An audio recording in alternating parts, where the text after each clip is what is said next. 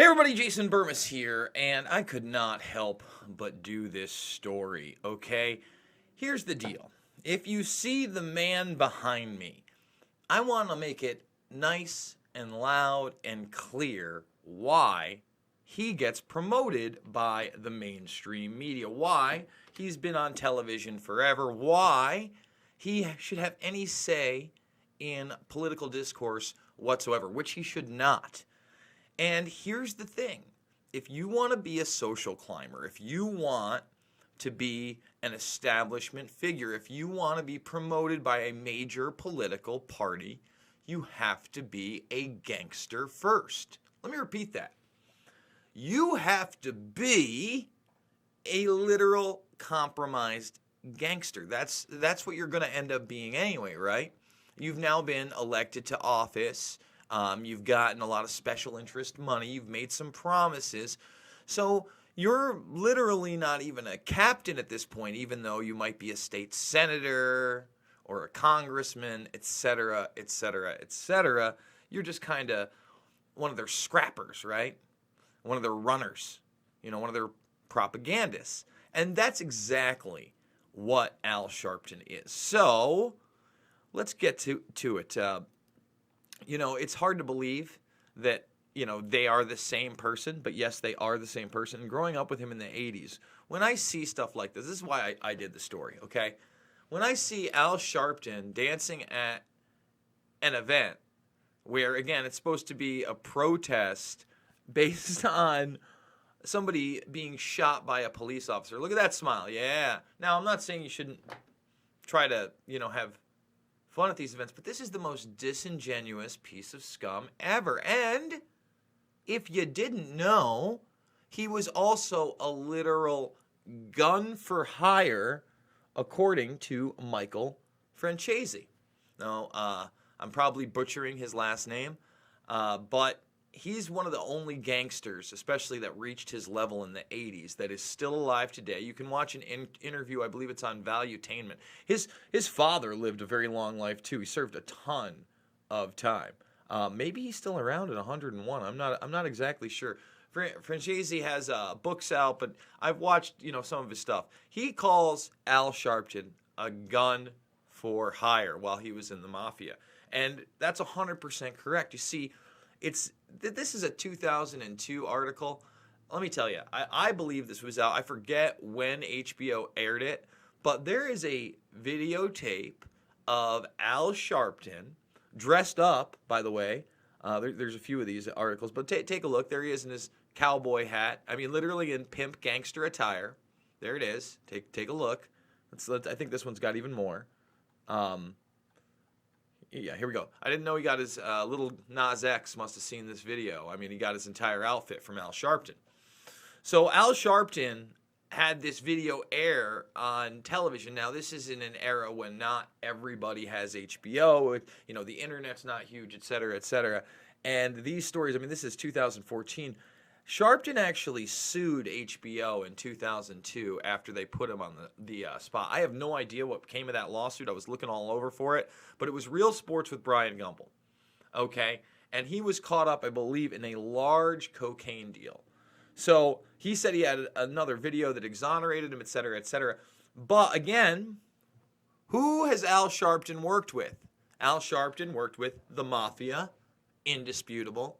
Al Sharpton worked with the FBI, indisputable. We're talking about in drug running and mafioso cases. All right, this is a reality. This is how the system works, okay? So he really came to prominence when he started talking about the falsehoods of Tawana Brawley. Now, Tawana Brawley, this was actually in my area. They call it, I guess you could say upstate New York, but I believe it happened in Dutchess County, where I was growing up with at the time. And this girl was a teenage girl who made the claim that she had been brutally beaten and raped by a bunch of police officers, okay? And, I mean, it essentially ruined their life. Sharpton, as you can see, jumped on the bandwagon because Sharpton really didn't care about people as much as he cared about himself, okay? Just like, he became an author and now he's got his television show on MSNBC. Back in the day, he was promoted by huckster Morton Downey Jr. Now, Morton Downey Jr. could be a whole other video.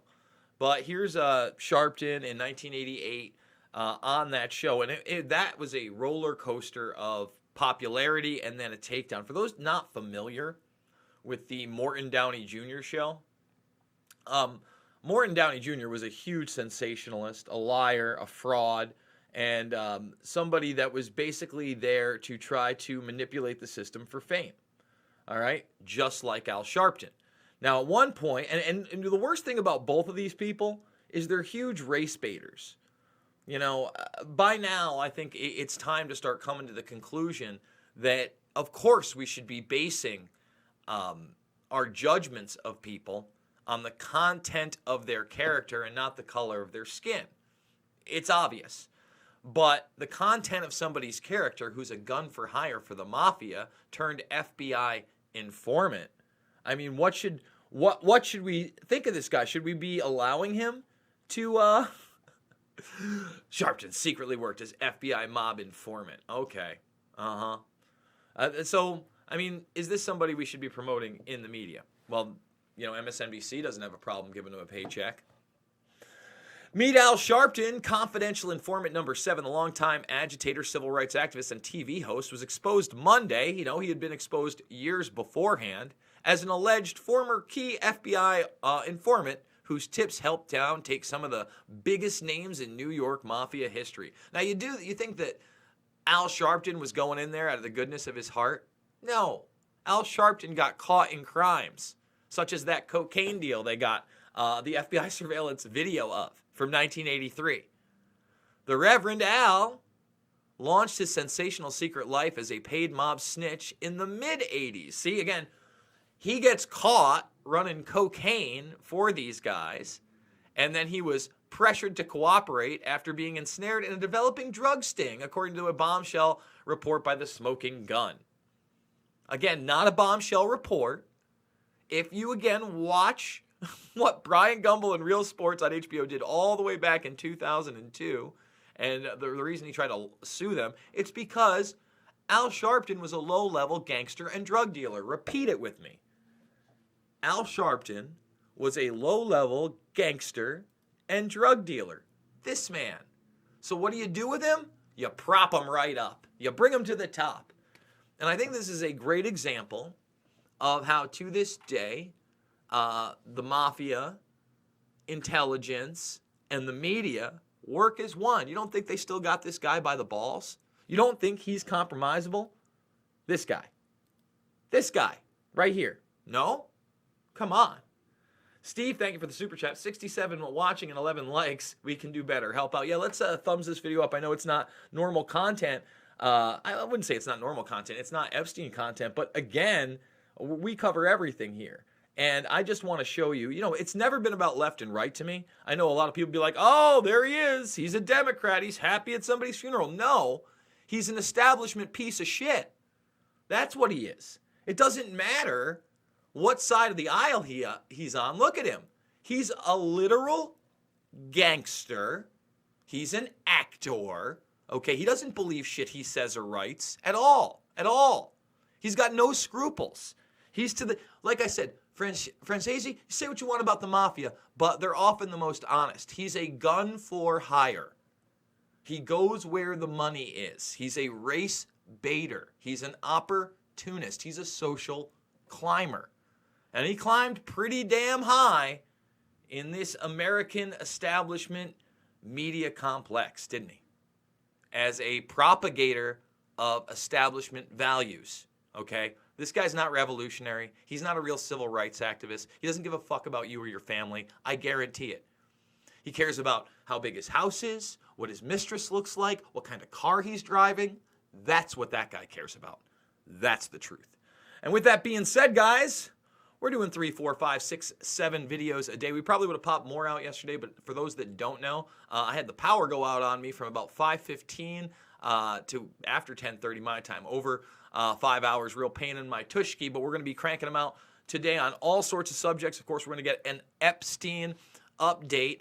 And we're doing it big. We're doing it huge, and I can't wait to continue to bring you stuff. I got a couple interviews lined up today, so I'm really excited about those as well. And we launched month 3 of the GoFundMe, already at $270. I want to thank you so much. That's how I'm able to do this.